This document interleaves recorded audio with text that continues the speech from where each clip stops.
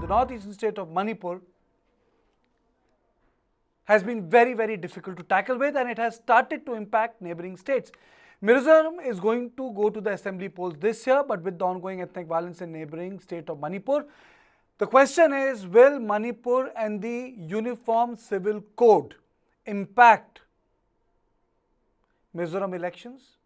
Will BJP get tagged as anti-Kuki? Will Chief Minister Zoramthanga's clarion call in a tweet create a different political ground? 62 days of violence, 12,000 refugees in Manipur, churches burned, temples burned, but there is no stability. Schools opened, but very few kids came to the school.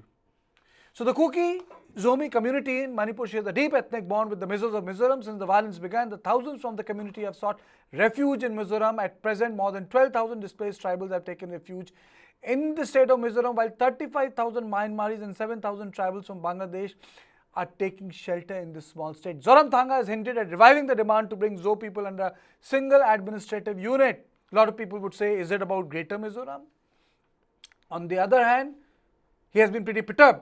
He has written about churches. He has written to Law Commission on the proposed implementation of the Uniform Civil Code, saying that under Article 371, it's not allowed. Mizoram National Front passed a resolution against UCC in 2023. So the big question is, I'm joined by my input editor Brijesh Pandey. I'm joined by my news editor Pankaj Mishra. Brijesh, will Manipur first impact elections in Mizoram? And if it can, why? It will 100% impact Manipur elections in Mizoram. The biggest reason is because, you know, the shared ethnicity. You know, both Kukis and Zo, they belong to the similar ethnicity, and this is the reason why the Mizoram Chief Minister Zoramthanga couldn't delay. And if you go by the kind of response he has said on Twitter, that my blood boils, and you know, we cannot allow this thing to happen, and asking the center for help in running those refugee camps. The tone and tenor of that tweet left no doubt about it that he is also facing the domestic heat as far as what is happening to Kukis in the state of Manipur. The more the Kukis will be targeted in Manipur, the bigger impact it will have in the state of Mizoram, and it is bad news as far as the state of in the BJP in the state is concerned, because if you remember, Kartike, almost a month back, when 10 Kuki MLAs wrote a letter, Manipuri Kuki MLAs wrote a letter, the first resonance or the first support which they got was from the BJP party in the state of Mizoram. They were the first one who openly came out and supported, because A, they share the same ethnicity, B, they know that if situation goes out of hand, then their credibility will hit an all-time low, and the polls will slip out of their hand. Okay. Do you agree, Pankaj, that Manipur is going to have an impact? Let us play out these. Let us play out the relief camp visuals first, and answer my question. Absolutely, Kartikeya. See, geographically, if you look at it, at the map, you have Manipur on top and you have Mizoram right at the bottom, and the kind of borders that they share is clear that it's not just the geographical connection that they have, but it's the ethnic and also the socio-cultural connect is very strong. Given the fact that the way Mizoram has responded to Manipur's call, Mizoram was the first state, although being the neighboring state also, to give all the relief camps. People were literally walking out of Manipur into Mizoram. So much so that the students who were not able to go back to Manipur during the clashes days, they took shelter in Mizoram. So that is the kind of relation and situation that these two states are entangled in.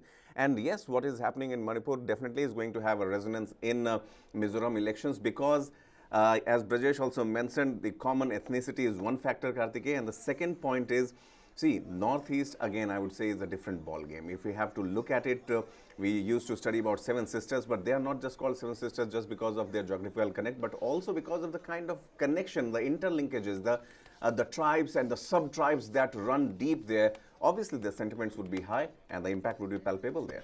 So, Brijesh, is it going to be a double whammy for Bharatiya Janata Party? On one hand, you have UCC, and on the other hand, you have Kukis who have gone to Mizoram, and you have a very angry Zoramthanga.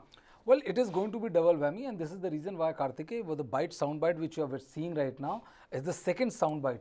given by a minister in the central cabinet, where he is taking pains to explain that the status of tribals is not going to be touched come what may. They will be kept out of that UCC, and there will be no imposition whatsoever as far as the tribes are concerned. And there's specific mention on Northeast, because they know that, given the kind of ground sentiment which is there, and for BJP, it's an unfortunate turn of event. Why I'm saying this is because, the Prime Minister Narendra Modi is one of the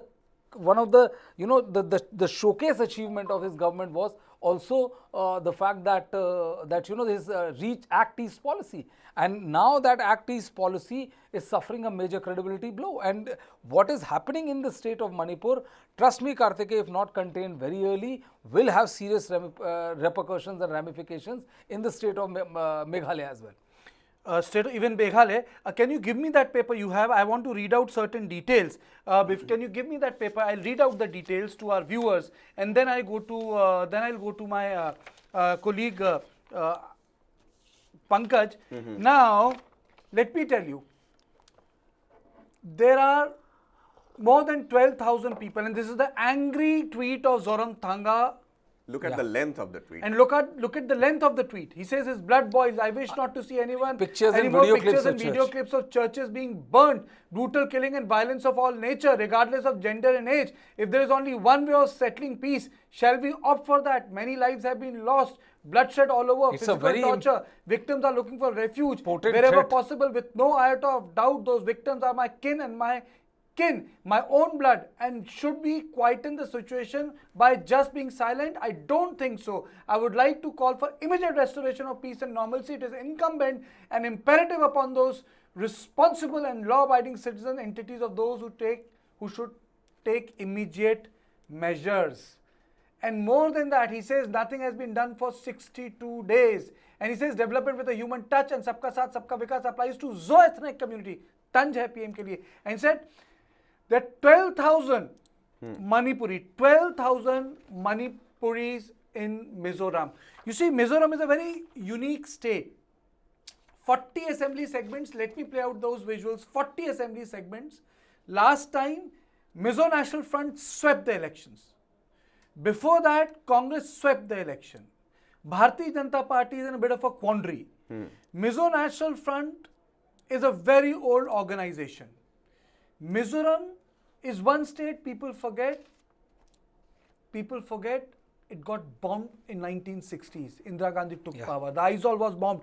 Not a single state except Mizoram had seen aerial power being used within the country. By Air Force within the country. So the Mizoram is very, very different. So is Northeast getting complicated for Bharatiya Janata Party? I'm not saying Congress is getting strong, but is it getting complicated? Well, if you yes, please go ahead. If you're asking me, then yes, it is getting complicated, Karthikeya, because the simple reason is that it is not only the question about Manipur. What is happening in Manipur is that, there's a feeling which is going on that the center and the state has not been able to contain the violence, and it's for more than 2 months, it's a very difficult feeling to have. It's not an ominous calling as far as the central government is concerned, and this will definitely spill over to Mizoram. This will definitely spill over to Mizoram. This will definitely spill over to Nagaland. And the Northeast, which was considered to be now a bastion for the BJP, because either they form the government there like they did in Assam and Tripura, and then have trucks with other powerful regional players, because Northeast is also largely dependent on the central largesses. But the fact is that what is happening in Manipur is having an impact in Mizoram, and very soon you will see it spreading to other parts of to the other states as well. And I think the BJP will have to make sure that the violence doesn't spiral out of control. They are able to contain the violence, because without doing that, there is no way you can restore law and order situation in the state. And see, I mean, it's a very peculiar situation for BJP in the Northeast. It's not, an easy-going, the central part of the country. For a while, I would rather stick my neck out saying that it could have been an easy or possibly an easy road for the BJP down south, but not in Northeast. Although they are there, as Brijesh mentioned, in power in Assam, Arunachal, and in collaboration in alliance in Nagaland. Also in Tripura. In Tripura, and then in alliance in Nagaland, Meghalaya and Mizoram. But having said that, the undercurrent here is something that BJP needs to get a handle on, Karthikeya, because BJP this time around has been harping on the fact that voters को इस बार शांति चाहिए, समझौता चाहिए, उन्हें पिछले issues से they are not concerned with what has happened in the past. It's a forward-looking approach that BJP is taking, but with 2 steps backwards when it talks about ethnicity, minority, foreigners, UCC. Those things, I think, are counterproductive as of now for the BJP. But what will happen, Pankaj? You see, when BJP, after coming to power in 2014, it said that we respect the cultural integrity of the tribals. Article 371, we have been playing those graphics. Article 371 protects the tribals of this country. Article 371A, Article 371B, Article 371C, Article 371G. For example, you have Article 371G, which is for the Mizos. You have Article 371C, which is for the hill areas of Manipur. You have Article 371H. So multiple areas have been protected. So when Article 371 is placed and you have the Prime Minister and other central leaders talking about UCC as the national electoral plan, do you think that the Northeast will not react? I think Northeast has all the reasons to react because, these areas in the Northeast, all the Northeastern states for that matter, have been, there has been a privilege-like situation. I'm using the word for the lack of a better word here because equating, there were critics, there were talks that it was being equated with Jammu and Kashmir also, and the special status when it was removed from Jammu and Kashmir. The question was whether the same treatment will be given to the northeastern states. Now, BJP hasn't tried and done that. Yes, there are talks of delimitation in Assam, which keeps happening, within the country over a period of a decade or so. But as far as the role that BJP's role for the tribal welfare is concerned, again, I would say that these, codes which are in place as of now, to change them would actually mean changing the very fabric of that community, which is not just about 1 or 2 tribes. There are sub-tribes and there are different tribes and language-wise, area-wise, ethnicity-wise. So UCC bringing in there, Kartikeya, Brijesh, I think that would be calling in for such an overhaul which might just not go down well. But a lot of people, apart from uniform civil code is a big no-no when it comes to Northeast. There is no doubt about it. Tribals have different customary practices. There is no doubt about it. But about Manipur, this whole feeling that the hill people have to run. Do you think that BJP has been able to deal with that narrative? I don't think so. The problem is that, the second or third day, you have the levels of the security being handed over to the center by imposition of Article 355. What is happening is that the image of the incumbent Chief Minister N. Biren Singh is that he is a Maithi Chief Minister, or he is very soft on Maithi community, and he is very hard on Kuki.